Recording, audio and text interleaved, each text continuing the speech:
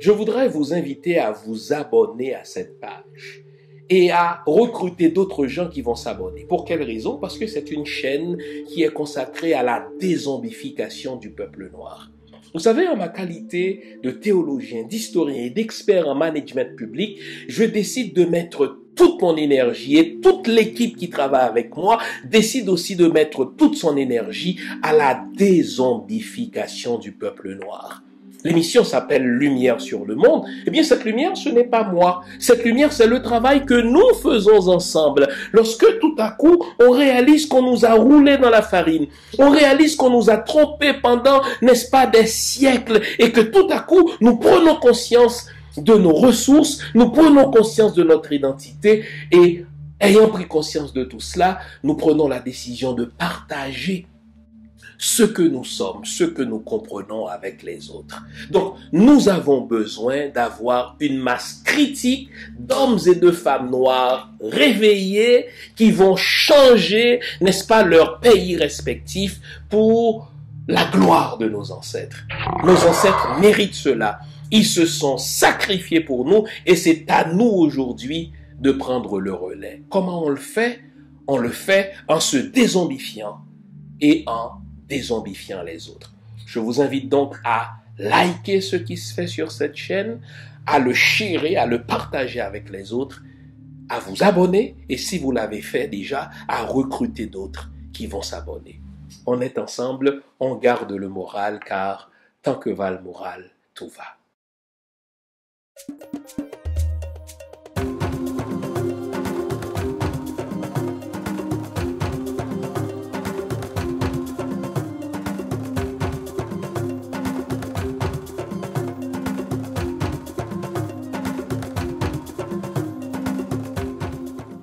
Bonjour mesdames, bonjour messieurs, bonjour le monde, bienvenue à cette autre édition de l'émission Lumière sur le monde. Comment allez-vous? J'espère que vous avez passé une bonne semaine.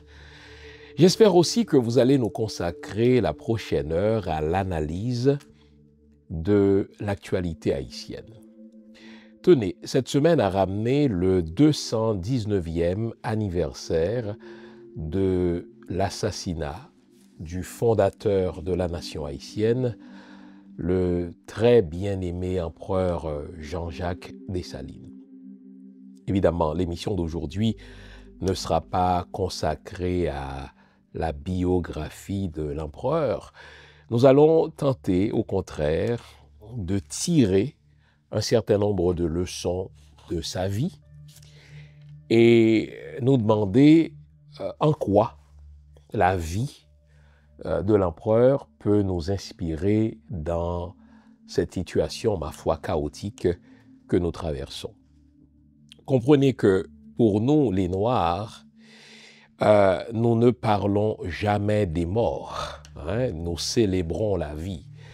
D'ailleurs, nos frères africains ont une manière, surtout dans certaines cultures africaines, eh bien, quand quelqu'un meurt, quand quelqu'un traverse, quand quelqu'un vient d'enjamber le plan terrestre pour passer à un autre plan, eh bien, on se remémore, on se rappelle ce que la personne a vécu, ce qu'elle nous transmet comme héritage. Et je me dis, en réfléchissant sur la vie de l'empereur, je travaille en ce moment sur une biographie de l'empereur Jean-Jacques Dessalines, je me dis, tenez, nous avons énormément de leçons à apprendre de l'empereur.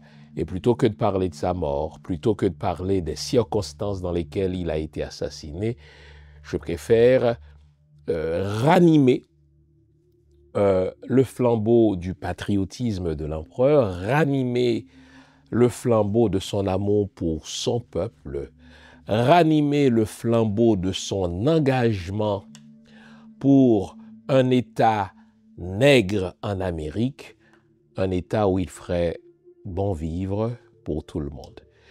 Au fait, comme j'aime à le dire, l'émission de ce matin ne consistera pas à reprendre des faits historiques qu'on connaît tous, des faits historiques qui, somme toute, sont disponibles un peu partout, dans des livres ou bien sur Internet. Il s'agit pour nous de nous réapproprier le passage de l'empereur sur Terre et de voir comment sa vie peut nous inspirer aujourd'hui. Car rien n'arrive au hasard, rien n'arrive pour rien.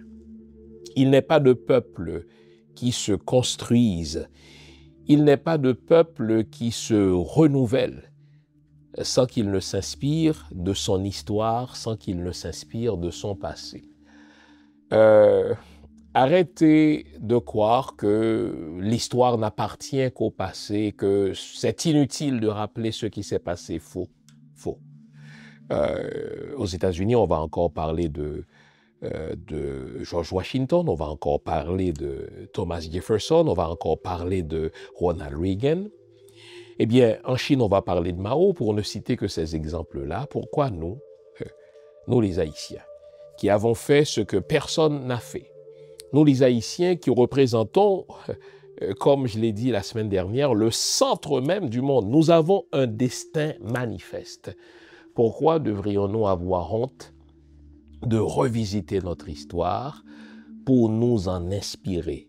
Pourquoi devrions-nous avoir honte de nous inspirer justement de la vie du fondateur, du très bien-aimé empereur Jean-Jacques Dessalines, pour voir comment cette vie peut nous inspirer à nous sortir du bourbier dans lequel nous nous sommes mis? Eh bien, c'est le propos de l'émission. Je vous veux éveiller. J'espère que vous passerez la prochaine heure avec nous. Nous allons tout simplement reprendre quelques leçons de la vie de l'empereur Dessalines. Je pense que l'empereur Jean-Jacques Dessalines peut encore nous parler ce matin. Alors, êtes-vous prêts à partir à cette aventure avec moi? Je vous veux en tout cas avec nous. Pour ce faire, allez donc vous offrir cette bonne tasse de thé, cette bonne tasse de café, cette bonne tasse de chocolat chaud, bref, tout ce qui est de nature à nous garder éveillés, car aujourd'hui encore, nous allons nous dire les vraies affaires. À tout à l'heure, les amis, après la pause que voici. Nouveau, bonne nouvelle, toutes les émissions Lumière sur le Monde se trouvent désormais en mode podcast. Cela veut dire que vous pouvez continuer à vaquer à vos occupations tandis que vous nous écoutez, où que vous soyez, dans votre voiture, à l'épicerie, au travail, en faisant vos courses ou à la maison.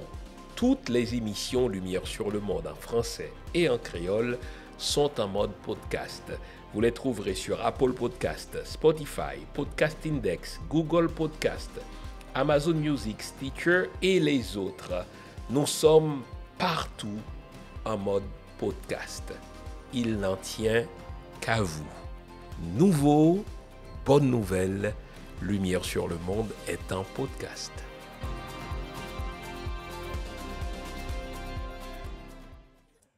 Alors c'est ça, avant la pause, on s'était promis de tirer un certain nombre de leçons de la vie de l'empereur Jean-Jacques Dessalines. Évidemment, c'est des leçons que je vais un petit peu distiller comme ça au gré de la mémoire. Bon, je travaille, je l'ai dit dans l'introduction, sur une biographie de l'empereur, donc j'ai des faits, j'ai des événements qui sont encore frais à la mémoire, donc je peux en parler d'abondance. En sorte que je vais vous présenter un certain regard sur l'empereur Dessalines qui m'inspire en tout cas. J'espère pouvoir vous inspirer à mon tour en me servant de la vie de l'empereur. Bon, évidemment, la première leçon que je tire de l'empereur Jean-Jacques Dessalines, et pour moi c'est une leçon fondamentale. La voici, je vais la tourner cette leçon en une espèce de prose. J'ai l'impression que les dieux prennent plaisir à placer les pierres les plus précieuses dans la boue. Jean-Jacques Dessalines, et je le dis sans chauvinisme, Jean-Jacques Dessalines, c'est à la fois le plus grand, Je laisserai aux Romains, enfin aux Italiens, le soin de nous parler de César. C'est leur problème. Je laisserai aux Grecs le soin de nous parler d'Alexandre le Grand. Je laisserai aux Français le soin de nous parler de Napoléon Bonaparte, mais en vérité, je connais à fond, en détail, la vie de ces hommes dont je viens de vous parler là. Et je crois être en mesure de vous le dire que Jean-Jacques Dessalines est probablement l'un des plus grands stratèges, l'un des plus grands tacticiens, l'un des plus grands génies militaires que la Terre n'ait jamais eu. Je vais reprendre cela. Je dis, je laisserai aux Français le soin de parler de leur Bonaparte, aux Grecs de parler d'Alexandre, aux Italiens de parler de César, et probablement aux Américains de parler de Washington. Mais moi, je suis en mesure de vous le dire, puisque je connais la vie de tous ces hommes dont je viens de citer les noms. Je suis en mesure de vous dire que Jean-Jacques Dessalines est probablement l'un des plus grands tacticiens, l'un des plus grands stratèges que la Terre n'ait jamais eu. Pour moi, Dessalines, en vérité, c'est un dieu. C'est un dieu. C'est un dieu qui est apparu sur une terre, et encore une fois, je vais faire un oxymore, qui est apparu dans un enfer. Bon, vous savez, enfer, c'est ce qui est en dessous de la terre. Et bien, avec Dessalines, mais l'enfer est remonté pour mettre en scène tout ce qu'aucun humain n'a jamais souhaité. Et pourtant, c'est dans cet enfer-là que le génie de Dessalines va briller de tous ses feux. Et donc, je vais reprendre la phrase que j'ai dite il y a un instant. Les dieux prennent plaisir à placer dans la boue les pierres les plus précieuses. Je ne suis pas particulièrement un fanatique du sport, mais puisque je suis historien et que je suis passionné par le sport, je m'intéresse à ces grands joueurs de foot que l'on voit soit en Argentine ou au Brésil. Je pense à un Pelé, je pense à un Maradona, et je constate, enfin pour ne citer que, je constate que ces génies-là naissent toujours dans des situations infernales. Ils naissent toujours dans des situations infrahumaines. Et notre Dieu à nous, Jean-Jacques Dessalines, n'est pas une exception. Il est né littéralement dans un enfer. Voilà pourquoi je vous dis, les dieux prennent plaisir à placer les pierres les plus précieuses dans la boue. Normalement, on trouve des pierres précieuses où? Dans des bijouteries, parce que c'est là qu'on les expose. C'est là qu'on les met en valeur. C'est là qu'on les admire. Mais on ignore ainsi tout le travail qui est fait sur cette pierre précieuse avant qu'elle ne soit présentable. Eh bien, j'ai l'impression que l'empereur bien-aimé, Jean-Jacques Dessalines, fait partie de ces pierres précieuses que les dieux ont placées dans la boue, de manière à ce qu'on les sous-estime, ces pierres-là, et qu'au moment de leur apparition, on s'étonne en se demandant, mais comment ce génie-là a-t-il pu survivre à cet enfer? Eh bien, Jean-Jacques Dessalines, c'est peut-être pas moins de 5 maîtres qu'il a connus.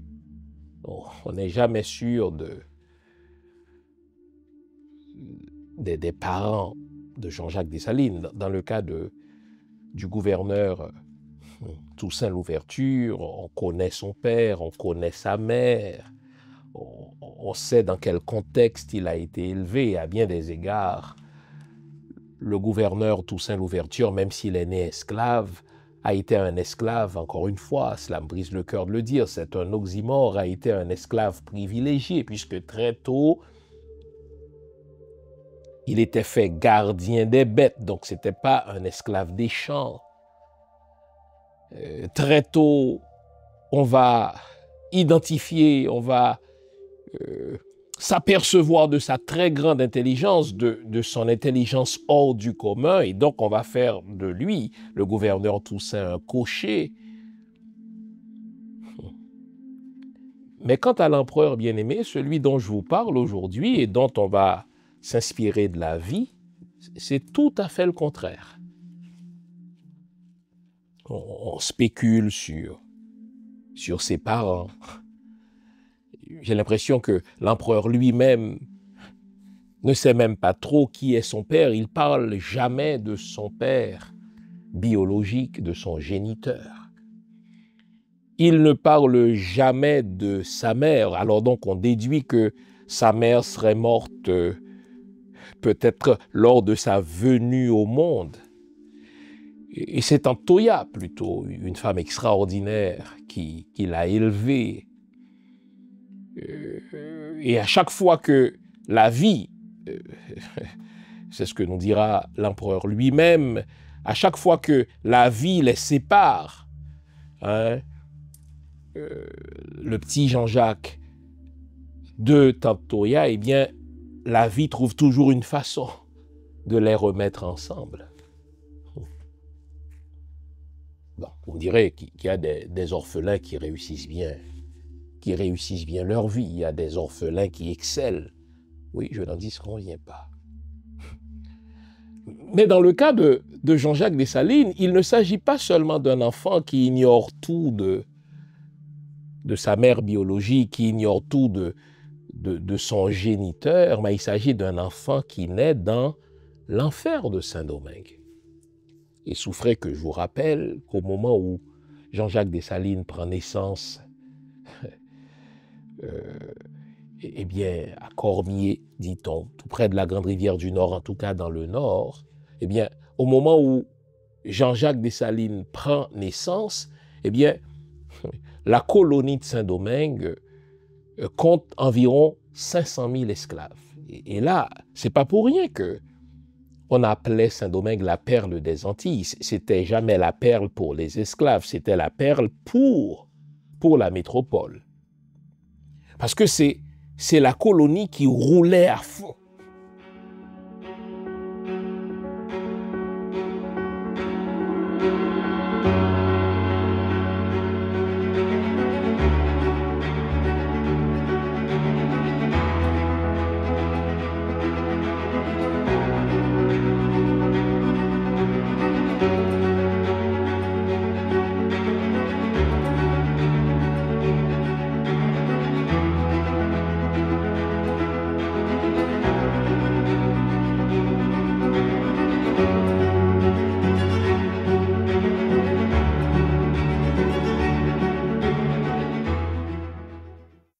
Qui roulait à fond, on y produisait le meilleur café, qui roulait à fond, on y produisait du sucre. Et savez-vous qui produisait cela? Eh bien, les esclaves. En sorte que l'espérance de vie utile d'un esclave était très courte. Et il était plus rentable à un maître de faire venir un autre esclave, parce qu'il y avait des négriers qui vomissaient ces esclaves sur les rives de Saint-Domingue depuis l'Afrique, là, eh bien, il était plus rentable à un maître de faire travailler un esclave 5-10 ans et d'en acheter un autre, plutôt que d'en prendre soin pour prolonger sa vie utile. De ces 500 000 esclaves, vous avez 60% qui arrivent de l'Afrique. Cela pouvait avoir un statut. Les parents du gouverneur Toussaint Louverture, c'était des potentats au royaume du Dahomey. Mais vous avez un 40% d'esclaves qui, eux, sont nés à Saint-Domingue. Imaginez, ceux qui arrivent de l'Afrique ont été exposés à à une autre forme de gouvernement, ils étaient exposés à une autre forme d'économie et ne laissez pas les Occidentaux vous faire croire que le continent africain, n'est-ce pas, n'offrait rien en termes de civilisation, n'offrait rien en termes de gouvernement. Non, j'ai consacré plusieurs émissions à vous parler de ces grands empires africains qui constituaient justement ces empires-là, l'âge d'or de l'Afrique. On est parti, n'est-ce pas, du Moyen-Âge jusqu'au 7e siècle pour vous camper les portraits de ces grands empires africains. Vous n'avez qu'à remonter le fil de mes émissions depuis le début de l'année, je pense en janvier-février. Je vous ai présenté quelques émissions là-dessus. Donc ceux qui arrivent d'Afrique, hein, n'est-ce pas, les 60%, étaient exposés à autre chose que l'esclavage. Les parents du gouverneur Louverture, je vous le disais, c'étaient des potentats du royaume de Dahomey. Donc, un petit Toussaint, en grandissant, pouvait entendre un autre narratif. Il pouvait entendre le narratif de son parrain, il pouvait entendre le narratif de son père, qui lui disait, mais voici quel genre de vie nous menions. Donc, il ne faut pas qu'on se laisse enfermer dans l'enfer de l'esclavage de Saint-Domingue. Et on peut comprendre pourquoi un Toussaint Louverture naît avec la conviction d'une vocation particulière. Encore une fois, j'ai produit un livre de 400 pages sur Toussaint Louverture. Dès sa plus tendre enfance, Toussaint Louverture se sentait appelé à un destin particulier. Il n'a jamais éprouvé aucun complexe d'infériorité vis-à-vis des Blancs. Et dire que tout le système esclavagiste, tout le système de Saint-Domingue reposait sur le complexe de la couleur de la peau. Si on avait le teint clair, on était supérieur. Si on avait le teint moindrement foncé, on était supérieur à celui dont la peau était complètement foncée. Mais le gouverneur Toussaint n'avait jamais eu ce complexe. Et pour cause, parce que il a l'enseignement de son parrain, qui a connu autre chose au Dahomey. Il a l'enseignement de son père, qui était un potentat au royaume. Et donc, Toussaint Louverture a grandi avec une mentalité qu'il est un petit-fils de roi, qu'il est un aigle. D'ailleurs, c'est son animal préféré. Il s'est toujours perçu comme un aigle et il aimait à dire que les aigles ne volent pas avec les poules. Bon. Mais ce n'est pas le cas pour le petit Jean-Jacques. Jean-Jacques Dessalines fait partie de ces 40% d'esclaves sur les 500 000 qui n'ont jamais connu autre chose que l'esclavage. Et le petit Jean-Jacques est assigné aux pires travaux de Saint-Domingue. Il est esclave des champs. Bien sûr que plus tard, il va être acheté par un maître Duclos qui va lui enseigner les rudiments de la charpenterie. Donc, il sera considéré vaguement comme un esclave à talent. Mais le petit Jean-Jacques est né parmi ces 40% de ces 500 000 esclaves noirs.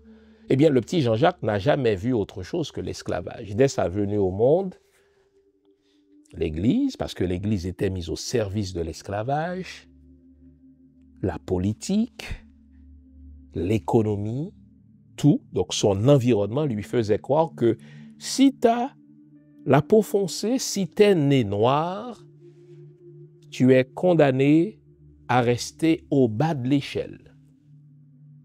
Si tu es né noir, tu ne dois jamais regarder le maître dans les yeux. Si tu es né noir, tu dois accepter ton sort comme étant une fatalité, c'est-à-dire tu es venu au monde pour servir les Blancs et accepter de servir les Blancs jusqu'à ce que mort s'en suive. Donc, l'environnement du petit Jean-Jacques était construit de manière telle qu'il soit écrasé par un complexe d'infériorité. Et comme si en soi, le contexte de l'esclavage de Saint-Domingue, comme si en soi cela ne suffisait pas, le petit Jean-Jacques a toujours travaillé dans des pires conditions d'esclave, comme esclave des champs. il était rétif, il n'était pas un esclave particulièrement coopératif, si bien que on le battait, on le punissait.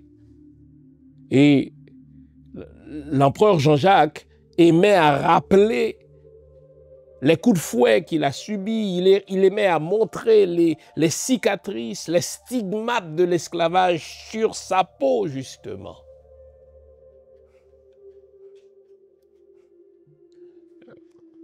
Un gars comme Jean-Jacques Dessalines, étant donné le contexte dans lequel il naît, étant donné les enseignements qu'il recevait, était condamné à être complexé toute sa vie. Il était condamné à ne jamais regarder le soleil en face, à ne jamais penser à autre chose que ce qu'il a connu là. C'est-à-dire, tu es venu au monde nègre, tu es venu au monde pour servir et tu mourras serviteur. Et pourtant, il y avait en ce jeune homme quelque chose qui le portait à se rebeller contre le système. Et cela dès son plus jeune âge, en sorte que à chaque fois qu'il était acheté par un maître, après quelques années, le maître était obligé de le vendre à un autre maître parce qu'il ne collaborait pas. Il n'acceptait pas son sort comme étant de la fatalité et il n'acceptait pas de s'enfermer dans ce que ses yeux, le pléonasme ici sera voulu, ce que ses yeux voyaient. Que voyaient ses yeux? Mais les 500 000 nègres étaient esclaves. Un petit peu plus haut, vous aviez les métis, ce qu'on appelait alors les mulattes, qui, eux, avaient 25% des terres à Saint-Domingue. Donc, beaucoup d'entre eux étaient riches, beaucoup d'entre eux étaient fortunés, étaient scolarisés. Et au haut de l'échelle, il y avait les Blancs. Mais lui, il refusait de s'enfermer dans ce monde à 3 niveaux où tout était défini par la couleur de la peau. C'est comme s'il y avait quelque chose dans le petit Jean-Jacques qui lui disait, écoutez, mon intelligence n'a rien à voir avec ma couleur et mon destin ne doit pas être déterminé par ce que je vois, ce que j'entends. Et en ceci, le petit Jean-Jacques fait mentir les sociologues, il fait mentir les spécialistes en éducation. Pas qu'ils aient complètement tort, les sociologues et ceux qui sont spécialistes en éducation, ils doivent continuer à faire leur boulot, mais le petit Jean-Jacques, c'est celui qui te dit, je refuse de m'enfermer dans ce que mes yeux voient.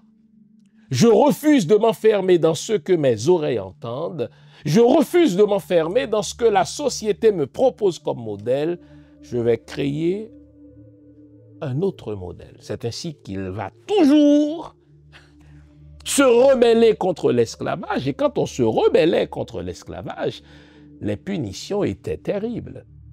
D'ailleurs, le Code noir, le Code noir qui est rédigé par Colbert pour que on sache comment traiter l'esclave, eh bien, on prévoyait toute une panoplie de punitions pour l'esclave qui se rebellait. Cela pouvait aller à l'amputation d'un bras, l'amputation d'une jambe, cela pouvait aller, n'est-ce pas, à n'importe quoi, y compris, n'est-ce pas, vous enterrer vivant. Et pourtant, qu'à cela ne tienne, Jean-Jacques était au courant de tout cela, mais il refusait de s'enfermer dans ce monde-là. Parce qu'il savait qu'il avait un destin manifeste. Et c'est peut-être la première leçon que je tire de Jean-Jacques Dessalines. Il faut refuser de s'enfermer dans ce que notre environnement nous propose. Il faut refuser de s'enfermer dans ce que nos yeux voient. Encore une fois, le pléonasme est voulu. Il faut refuser de s'enfermer dans ce que nos oreilles entendent. Nous devons créer notre propre réalité. En sorte que, pour Jean-Jacques Dessalines, tout ce qui est impossible devient possible. Tout ce qui est inconcevable devient concevable. Il a connu pas moins de 5 maîtres. Il est dans les pires conditions. Et pourtant, c'est cet homme qui va se dresser à chaque fois contre le système, contre l'esclavage, pour créer quelque chose que le monde n'a jamais vu et que le monde ne reverra jamais, créer un État libre en Amérique, dans un continent où l'économie repose sur l'esclavage, dans un continent où Haïti, justement, est entouré de superpuissances militaires, de superpuissances guerrières qui ont ceci en commun, l'économie esclavagiste. Qu'à cela ne tienne, disait Jean-Jacques Dessalines, 100 fois je me rendrai aux Blancs, 100 fois je les battrai. Alors, première leçon que nous devons tirer de Jean-Jacques Dessalines, l'impossible n'est pas haïtien. Ce qui est impossible ailleurs est possible chez nous, dans un sens comme dans un autre. Ce qui est inconcevable ailleurs est concevable chez nous.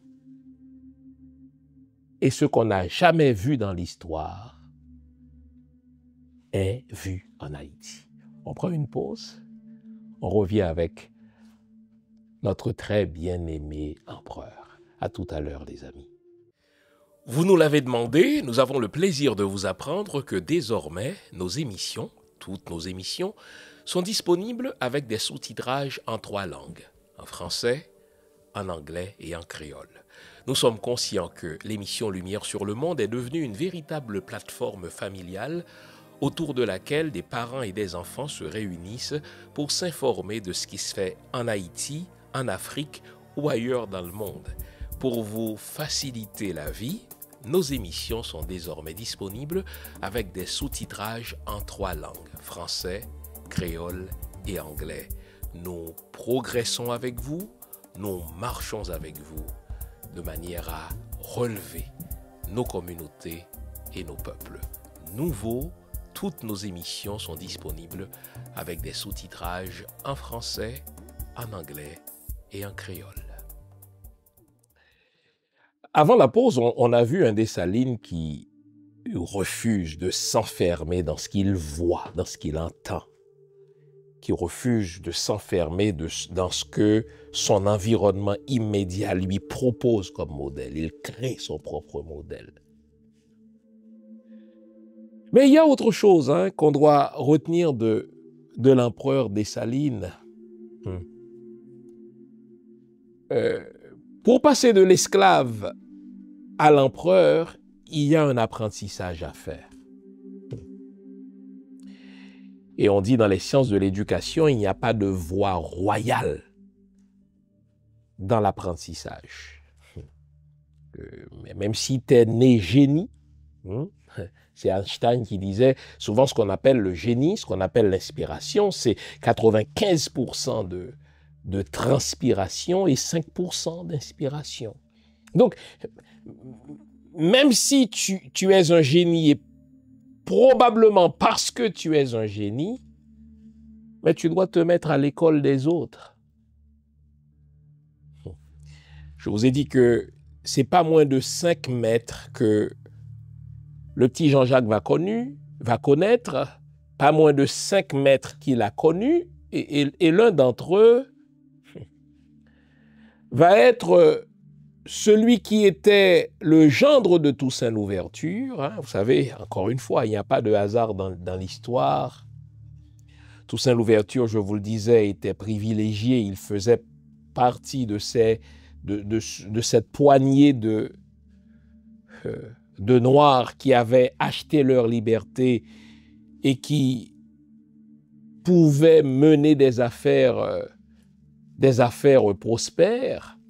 Eh bien, ce Toussaint Louverture avait une fille qui avait épousé un mulâtre qui lui avait des moyens, et Toussaint Louverture avait loué la plantation de son gendre, et imaginez que sur cette plantation travaillait un certain Jean-Jacques Dessalines. Il n'est pas impossible que le nom Dessalines vienne de là. Et donc, c'est là que le petit Jean-Jacques va croiser le Toussaint Louverture que l'histoire retiendra. Et dès lors, il va se mettre à son école pour devenir le grand tacticien, le grand stratège que l'histoire fera connaître. Et pour moi, c'est important. Hein?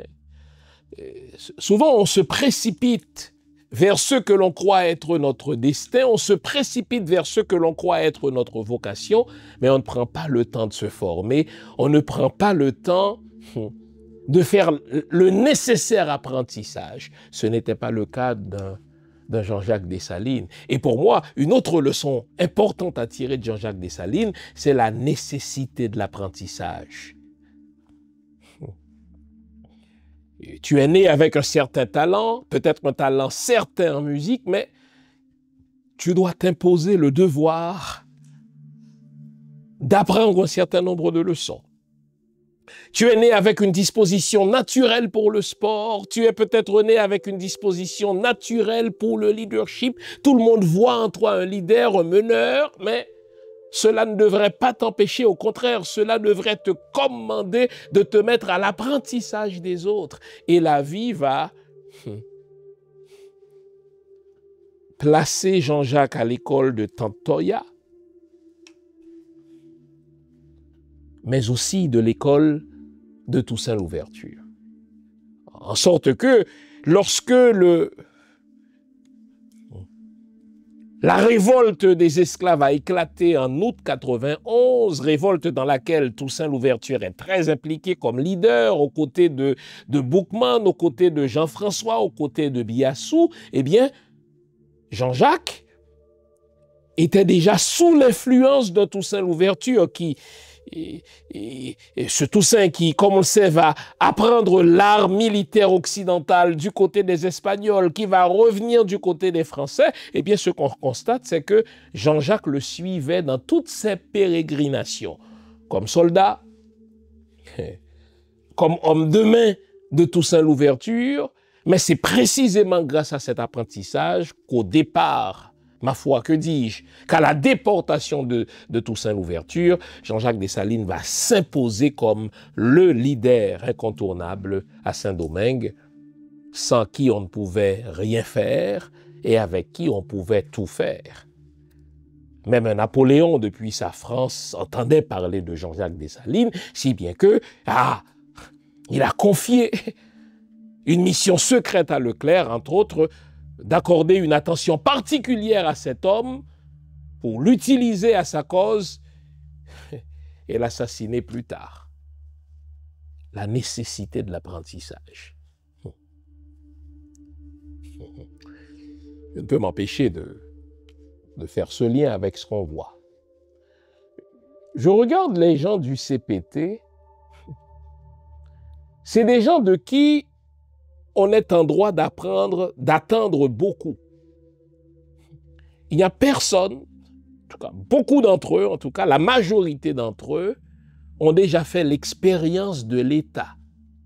Ce ne sont pas des gens qui ont sauté dans l'arène politique sans y avoir passé un certain nombre d'années, que ce soit comme ministre, que ce soit comme sénateur, que ce soit comme gouverneur, que ce soit, ma foi.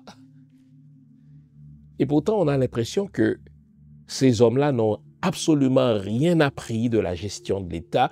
Ils n'ont absolument rien appris de la machine étatique. On dirait que ce sont des gens qui ont attendu seulement une occasion pour sauter dans l'arène de manière à se faire du fric, à se faire un nom. À l'évidence, ils ne gèrent rien. Mais ce n'était pas le cas pour Jean-Jacques Dessalines. L'apprentissage pouvait être dur, l'apprentissage pouvait être humiliant, et Toussaint Louverture était un leader qui punissait ceux qui lui désobéissaient, et à 2 reprises en tout cas, Jean-Jacques Dessalines a fait de la prison sous le gouverneur, enfin sous le général Toussaint Louverture, parce que la mission que Toussaint Louverture lui confiait n'était pas exécutée comme lui, Toussaint, l'entendait. Alors il fut puni une fois, par exemple, il était condamné à 15 jours d'enfermement. Et quand il est sorti de prison, il retroussait ses manches, il se remettait au travail, car Dessalines savait que pour passer d'esclave à chef d'État, pour passer d'esclave à empereur, pour passer d'esclave à gouverneur, il y a un apprentissage à faire, car il n'y a pas de voie royale vers l'apprentissage.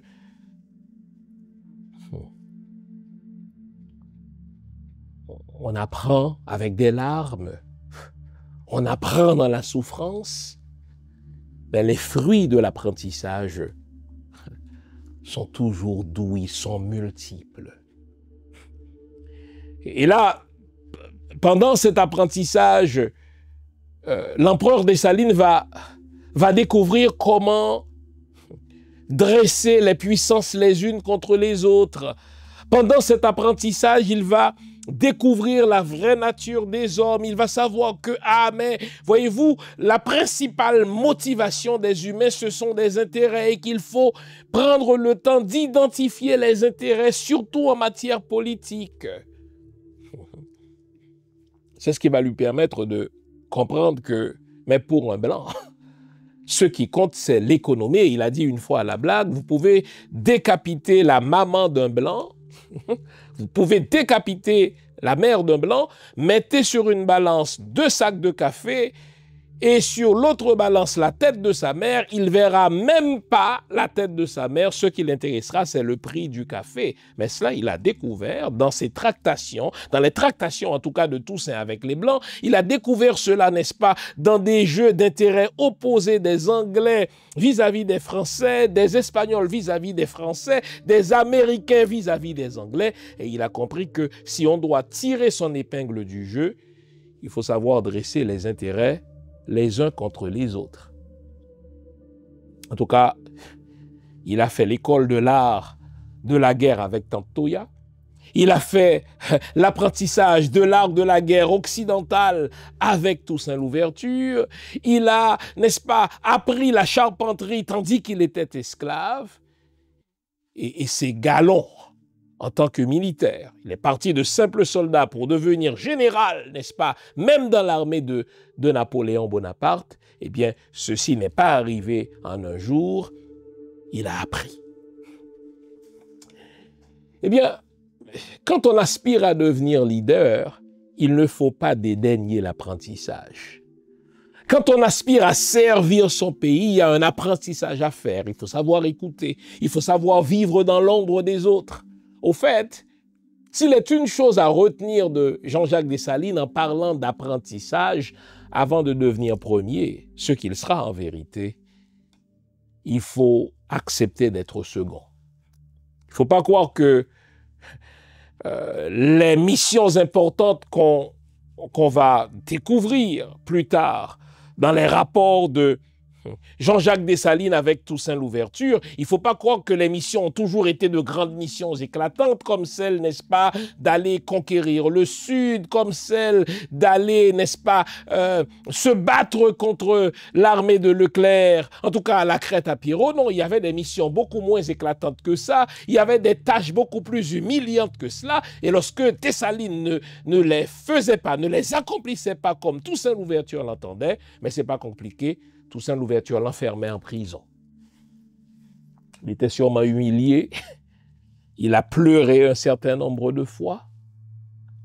Mais c'est grâce à cet apprentissage qu'il sera en mesure de remplir sa mission avec maestria, celle d'être le père fondateur de la première nation nègre en Amérique.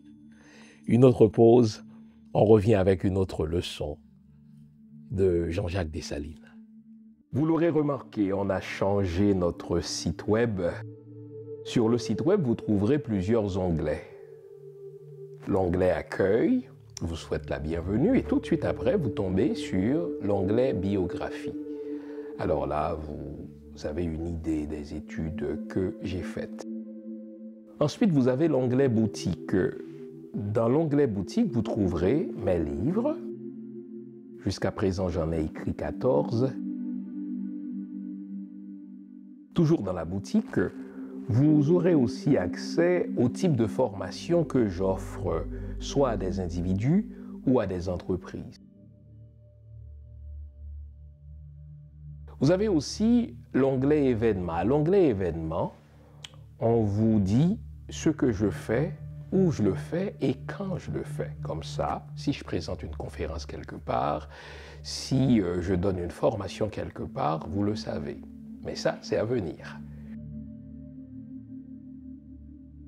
À l'onglet articles, vous avez accès à quelques-uns des articles que j'ai fait paraître sur moult sujets.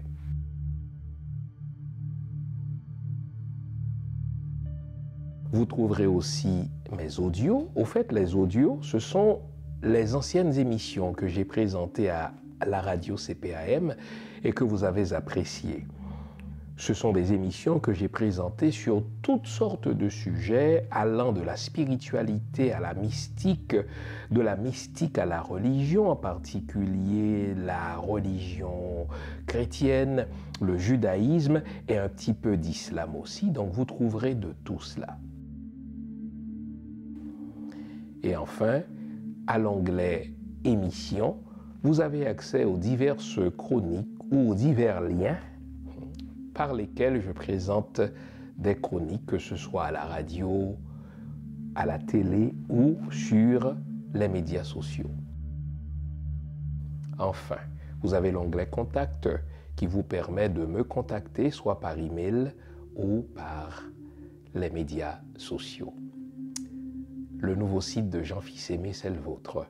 Servez-vous-en.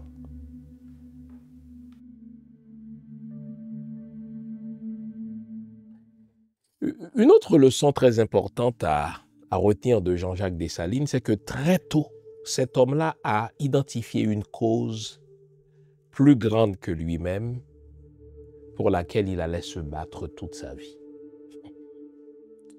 Je reprends. Très tôt dans sa vie, Jean-Jacques Dessalines était en mesure, et c'est une lucidité extraordinaire, il était en mesure d'identifier une cause pour laquelle il allait se battre toute sa vie. Si je vous demandais quelle est la cause pour laquelle Jean-Jacques Dessalines a lutté toute sa vie, mais c'est la cause de la liberté. Mais attention, le mot liberté ici est un terme polysémique, dans le sens qu'il y a plusieurs acceptions du mot liberté. Et on peut identifier ces divers sens du mot liberté à travers même la vie de Jean-Jacques Dessalines. Retenons-en deux.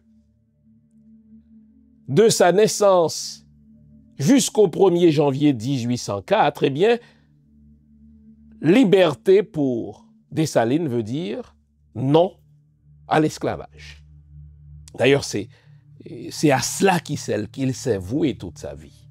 Mais après le 1er janvier 1804, tandis que depuis 1993, officiellement, il n'y a plus d'esclavage à Saint-Domingue, mais on a découvert que pour Jean-Jacques Dessalines, être libre ne signifie pas seulement ne pas travailler pour les autres, ce que l'esclave faisait, mais être libre veut dire aussi pouvoir jouir des fruits de ses mains, pouvoir bénéficier de tous les avantages qu'offre le pays.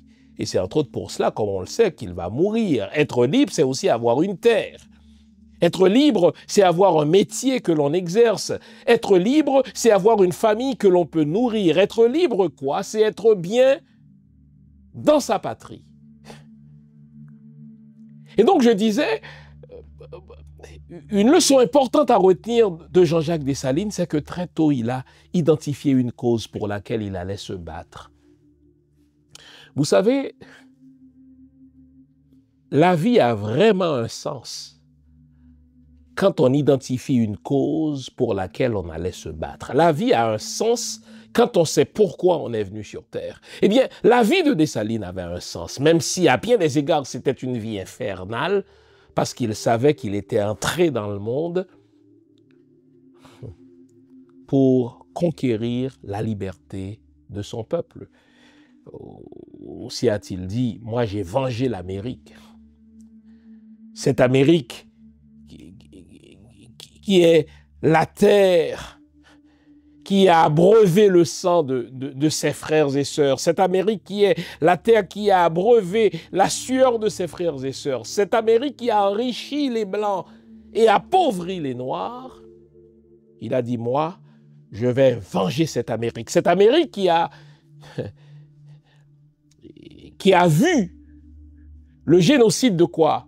3-4 millions de Taïnos, eh bien Jean-Jacques Dessalines a dit, moi, j'ai vengé cette Amérique-là. Très tôt, il a identifié une cause, la liberté. Je suis né esclave, mais je ne me considère pas comme esclave. Je suis né dans un monde où les 500 000 Noirs sont esclaves, mais je ne vais pas m'enfermer dans cet environnement-là. Je vais me battre pour cette cause jusqu'à ma mort. Et parce qu'il s'était donné une cause, la vie n'était pas particulièrement facile pour lui. Parce qu'il se battait pour une cause, sa vie n'était pas un fleuve tranquille.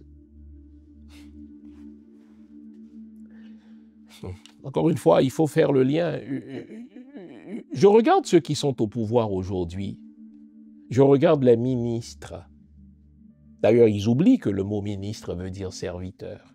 Je regarde les politiciens, ceux qui se sont succédés au pouvoir, ceux qui ont dirigé ce pays-là. Mais si vous leur demandez, mais quelle est la cause qui vous motive? Pourquoi êtes-vous entré là-dedans? Qu'est-ce qui vous pousse à être candidat à la mairie, à être candidat à la députation, à être candidat au Sénat, à être candidat à la présidence?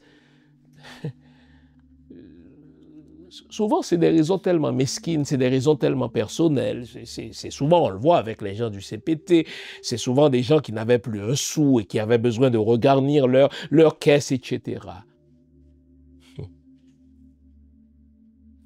La cause de Jean-Jacques Dessalines était plus grande que nature, elle était plus grande que lui-même, la cause de la liberté des Noirs. Et cela pouvait paraître fou, mais il se prend pour qui, ce Dessalines? Il est entouré de 500 000 nègres dont l'écrasante majorité est esclave. À part quelques rares exceptions, les Toussaint Louverture, peut-être milliers, pas vrai, qui ont pu acheter leur liberté, etc. Et pourtant, lui, il s'est toujours battu, Jean-Jacques Dessalines, pour la cause de la liberté.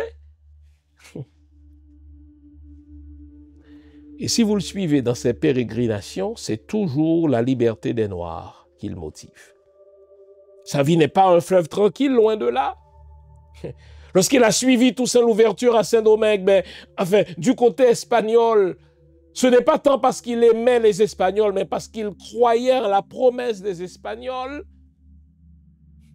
qui leur disait, mais je vous rendrai libre si vous combattez à nos côtés contre les Français.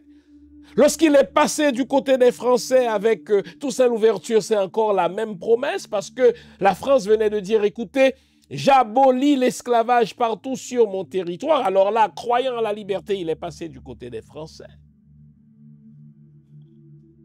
Lorsqu'il a accepté de se battre aux côtés de Leclerc, c'est parce qu'il croyait que Leclerc n'allait pas rétablir l'esclavage. Mais dès lors qu'il a vu clair dans le jeu de Leclerc et dans celui de Bonaparte, il a pris les armes contre ceux-là même pour qui il se battait. Pourquoi? Parce que cet homme est très cohérent. C'est l'homme d'une cause. Puisque c'est l'homme d'une cause, il pouvait en chemin perdre des gens. J'ai une amie qui me rappelait dernièrement qu'on peut perdre des gens sans chemin quand on est appelé à un grand destin.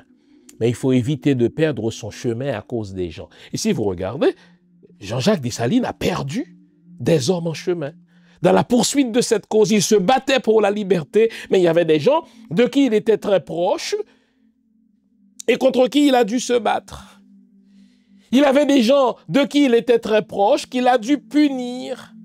Mais il le faisait pour quelle raison? Parce qu'il était motivé par cette noble cause qu'on appelle la liberté. La liberté, attention, contrairement à ce que laisse entendre la Déclaration universelle des droits de l'homme toute française, cette liberté-là, c'était pas fait pour tout le monde. Cette liberté était d'abord pour les Blancs, les hommes, ceux qui pissent debout. Avec le temps, c'était pour les femmes. Mais jamais ne s'imaginait-on que cette liberté-là pouvait être accordée aux Noirs. D'abord, Napoléon le disait. Moi, je ne prends pas position pour les Blancs pour autre chose que parce que je suis blanc. Cela me suffit.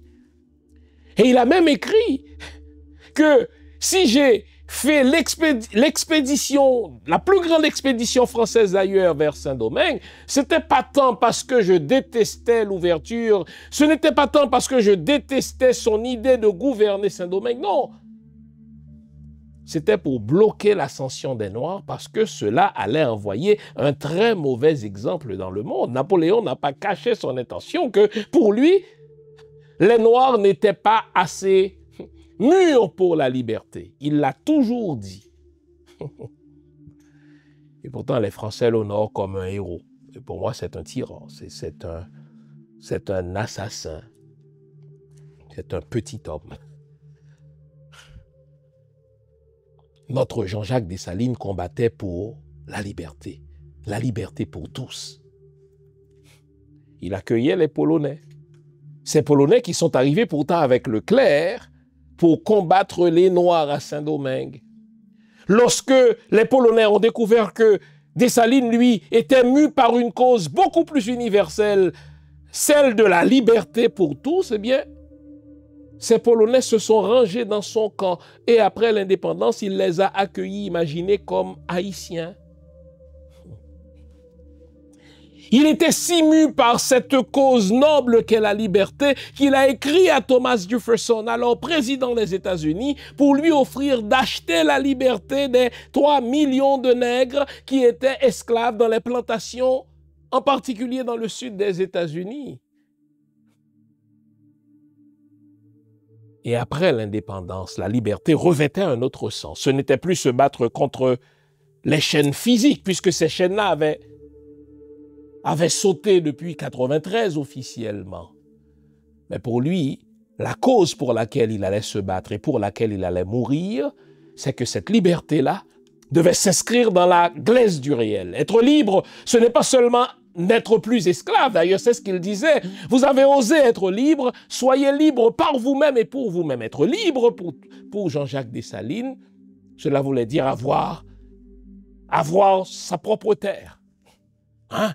D'où son cri, et les pauvres Noirs dont les pères sont en Afrique n'auraient-ils donc rien? Être libre, ça veut dire avoir un métier. Il en avait un, lui, il était charpentier, même si c'était un militaire de carrière. Être libre, ça veut dire travailler la terre pour pouvoir nourrir sa famille, car nos trésors sont dans nos terres. Donc une leçon qui me fascine chez l'empereur Dessalines, c'est qu'il était en mesure d'identifier une cause pour laquelle il allait se battre toute la vie. Vous savez ma cause? Faire d'Haïti ce qu'elle doit être, un phare pour des nations. Et je suis prêt à me battre pour cela jusqu'à ce que la mort s'en suive. Et je suis tellement fier de me battre pour une cause plus grande que moi. Et ces leçons-là, mais je les ai apprises de Jean-Jacques Dessalines. Il faut savoir mettre de côté ses intérêts personnels, mettre de côté, n'est-ce pas, ses petites aspirations personnelles pour se battre pour une cause plus grande que soi. Dans le cas de Jean-Jacques Dessalines, c'était la liberté, la vraie. Combattre l'esclavage, c'était lutter pour la liberté.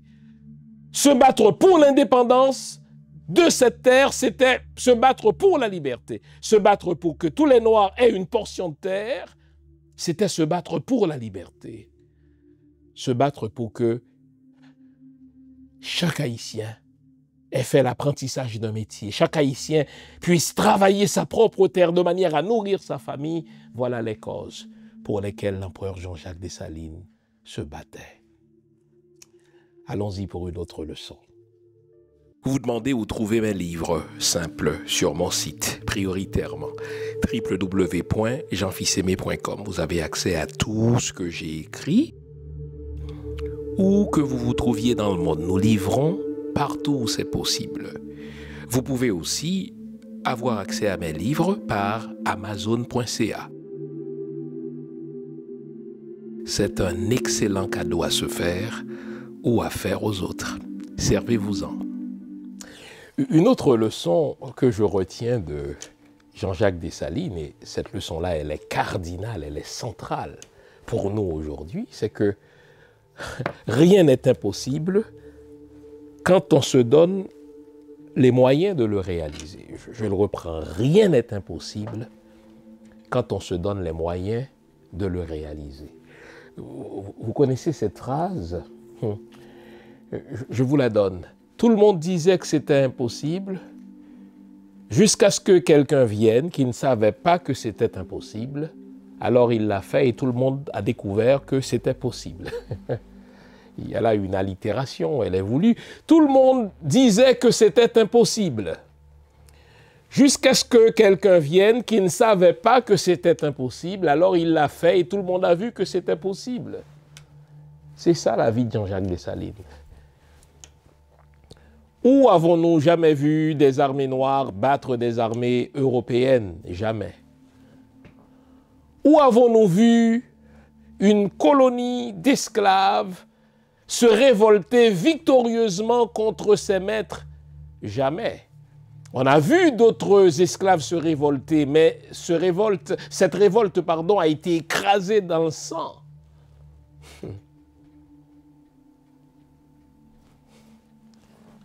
Jean-Jacques Dessalines se disait que c'était possible de le faire et il s'est donné les moyens de le faire.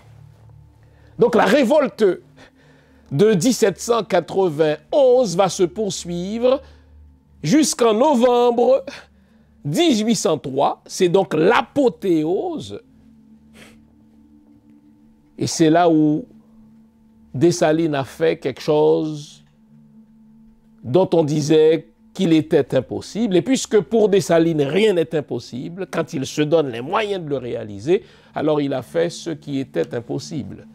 Alors, regardons ce qui était impossible. Les Européens ont l'expérience de la guerre. Ils se sont toujours battus les uns contre les autres pour des terres, pour des ressources. Toute l'histoire de l'Europe, c'est cela.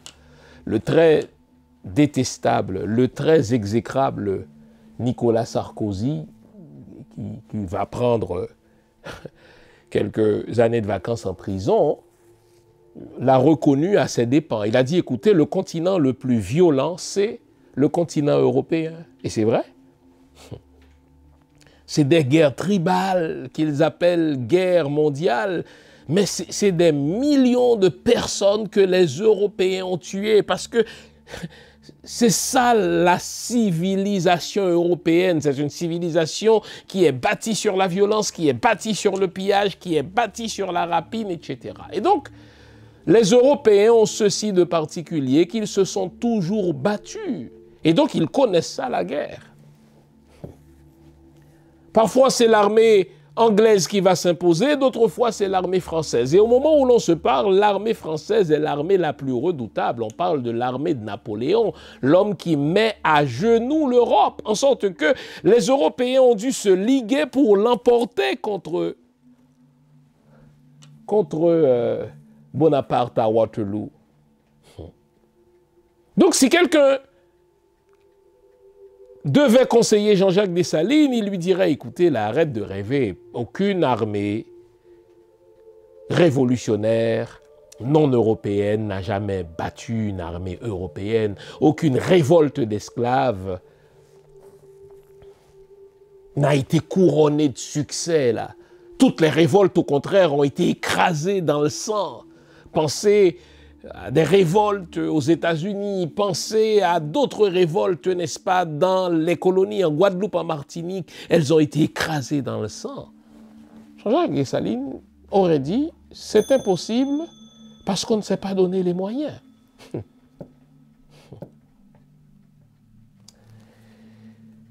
Pour Jean-Jacques Dessalines, rien n'est impossible quand on se donne les moyens. Et j'aime à rappeler que les guerres en Europe durent de longues années.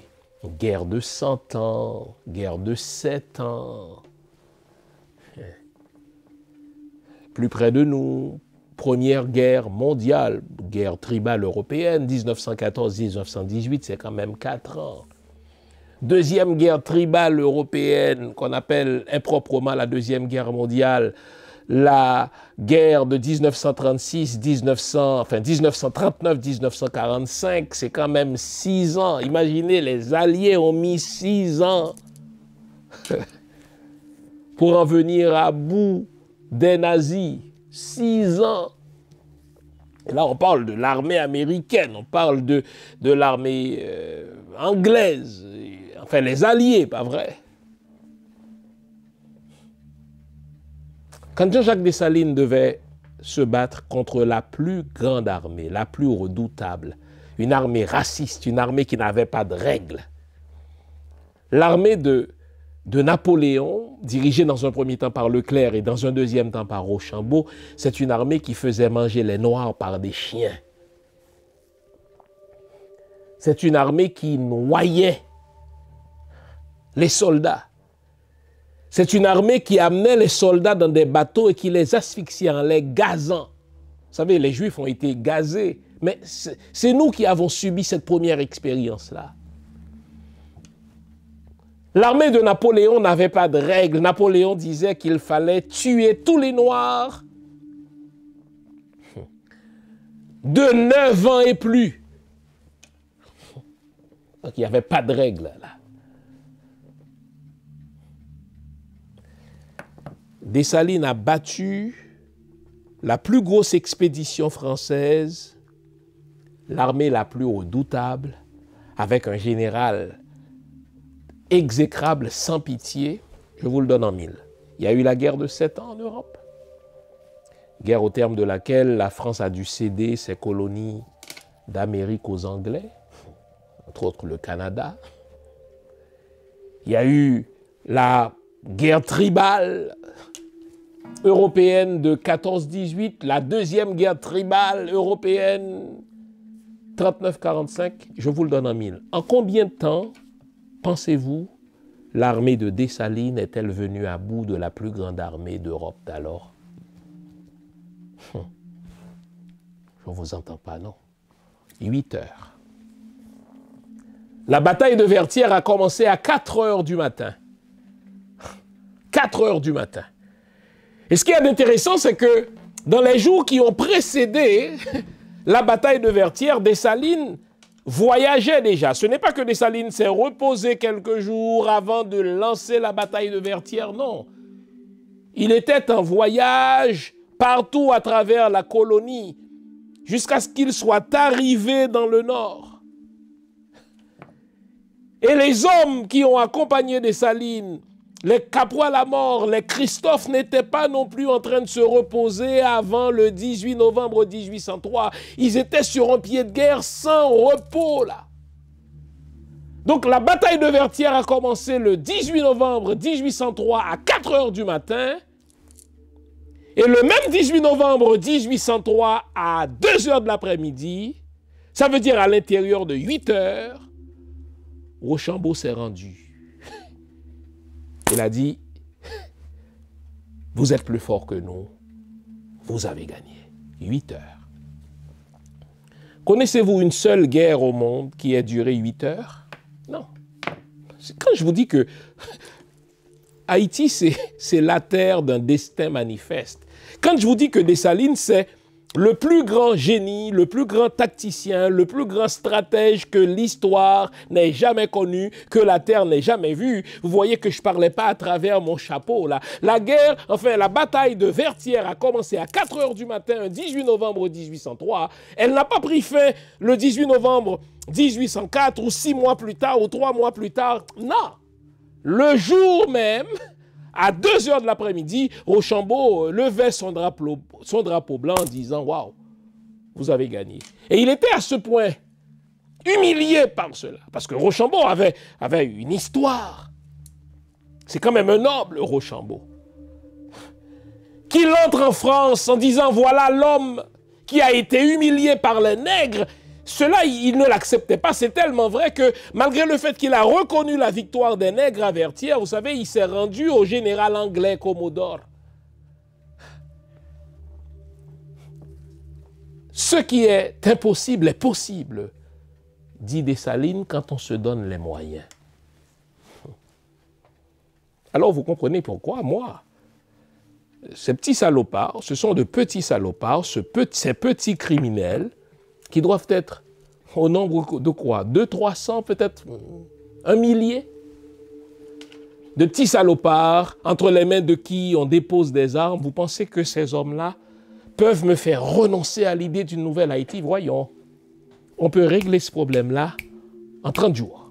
Pas avec des Blancs. Je ne crois pas en l'aide des Blancs. On peut résoudre ce problème-là avec nos propres vétérans. Nous en avons environ 4000 en Haïti qui sont à la retraite, qui sont prêts à se battre. Environ 2000 en République dominicaine qui sont en vacances là-bas. On peut régler le problème du terrorisme, des barbecues et des machins, le temps de le dire. Il suffit de le vouloir, il suffit de se donner les moyens. Pourquoi on ne le règle pas? Mais parce que c'est une entreprise qui marche. Il est plus rentable à Fritz Jean, plus rentable à Edgar Leblanc, plus rentable à Saint-Cyr, enfin à Didier Fils-Aimé, d'aller quémander partout, aidez-nous, Haïti est en guerre, Haïti est en guerre, parce qu'on leur donne du fric qu'ils gaspillent, on leur donne du fric qu'ils placent dans des comptes offshore, on leur donne du fric, n'est-ce pas, qu'ils détournent. Non. Alors, vous comprenez, quand quelqu'un me dit « Ah, mais vous savez, cette nouvelle Haïti, on ne la verra pas », je dis « Non, allez voir ailleurs si j'y suis ». Quand on s'inspire de Dessalines, on se dit « Rien n'est impossible » quand on se donne les moyens. Qu'est-ce qui nous fait fuir? Qu'est-ce qui nous fait courir? Ce petit millier de petits salopards entre les mains desquels on place des armes. Alors, vous pensez que 1 millier de personnes peuvent faire fuir 14 millions de personnes qui renoncent à tout jamais à leur pays? Voyons, il faut qu'à un moment donné, on puisse sentir bouillir le sang de Dessalines dans nos veines et qu'on dise basta là. Je crois que c'est possible, les amis. On règle à court terme la situation de ces petits salopards, on les supprime, on les tue, tenez. L'empereur Jean-Jacques Dessalines disait « Pour chaque problème sérieux, il y a une solution sérieuse. » Et donc, pour chaque problème radical, il y a une solution radicale. Je ne peux pas négocier avec ces salopards. On leur donne 1 semaine. Vous déposez les armes en 1 semaine. Sinon, mais écoutez, vous irez dire bonjour aux morts. À court terme, on les supprime, ces salopards. À moyen terme, on forme la police pour qu'elle retrouve sa dignité. Et à long terme, on lève une armée haïtienne telle que le veut la Constitution. La Constitution prévoit un service militaire obligatoire pour les 18-21 ans, je crois. Il faut revenir à cela. Et l'empereur Jean-Jacques Dessalines le disait, on n'est bon haïtien que si l'on est bon soldat, bon père de famille, et si l'on exerce un métier. Donc, voyez-vous, quand on s'inspire de Jean-Jacques Dessalines, on se dit rien n'est impossible quand on se donne les moyens. Haïti est possible, les amis. Pas avec ces crétins qui sont là, ces petits voleurs qui nous dirigent, ces guignols, ces mendiants, hein, n'est-ce pas, qui pensent à leur petite poche, qui n'ont pas de cause. Demandez-leur, même à ceux qui sont ministres, dites-leur, mais dites-moi quel est l'énoncé de votre ministère. Parlez à ceux qui sont diplomates, dites-leur, mais quel est votre énoncé de mission? Quels sont les intérêts en 3 points que vous allez défendre pendant votre mission diplomatique? Ils ne savent pas, ils sont là pour s'amuser, pour manger, putain de merde. Ils sont là pour s'amuser avec des femmes, pour manger. Ah, mais ils n'ont pas de cause. Avec Dessalines, tout est possible quand on se donne les moyens de le faire. Il est possible de régler ce problème de ce millier de salopards qui nous effraie si on se donne les moyens. Et les moyens sont là déjà. Vous vous demandiez, mais où Dessalines trouverait-il les armes? Mais il prenait les armes des Français. Où trouvait-il des armes? Mais il prenait les armes des Anglais. Les États-Unis, les Anglais jouaient un jeu coquin avec nous, ils ne voulaient pas nous vendre des armes ouvertement, mais Dessalines a trouvé le moyen de négocier avec eux, n'est-ce pas?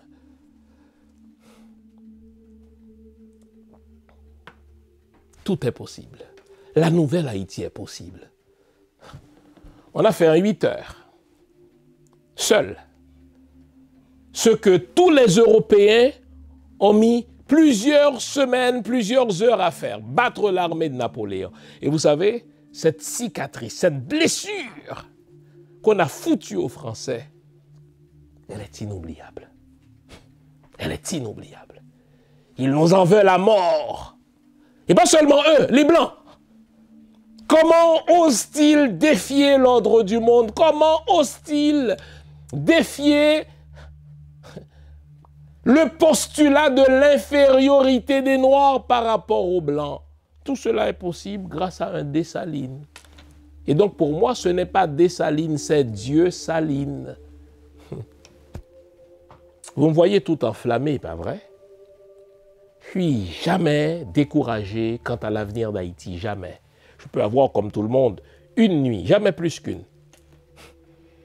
Une nuit de questionnement. Quand je vois ces nains voler... Au fait, les barbecues, les ISO, les salauds, là, ils sont parce que Fridjan, parce que Edgar Leblanc, parce que Gérald Gilles, parce que Didier Alex Fils-Aimé, parce que Mario André Sol, il faut le mettre dedans aussi. C'est un autre salaud. Parce qu'ils veulent qu'il reste. Aussi longtemps que Barbecue et les autresses, mais ça met de l'argent dans la poche d'André Sol, ça met de l'argent dans la poche de Fridjan, c'est pour ça qu'ils sont là. Donc parce que là, ils ont un discours, ils peuvent continuer à dire « aidez-nous, donnez-nous de l'argent » parce que Barbecue nous fait courir, mais le jour où on n'aura plus de barbecue, ils n'auront plus de discours. Leslie Voltaire, il ne faut pas l'oublier, encore un autre menteur, un petit salopard de merde, qui est parvenu au pouvoir. C'est un parvenu pour faire du fric, parce qu'il était au chômage depuis plusieurs années. Moi, je les déteste d'une parfaite haine. La nouvelle Haïti, elle est possible si on se donne les moyens. Ce qui nous fait peur, ce petit millier de salopards, on peut régler le problème.